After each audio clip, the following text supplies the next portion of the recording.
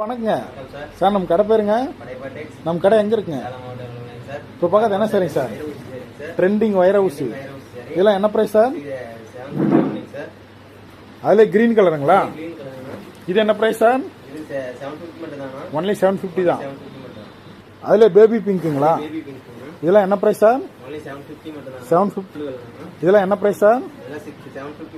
750 only. இன்ஸ்டாகிராம்ல இதான் ட்ரெண்டிங்ல போகுது சார்.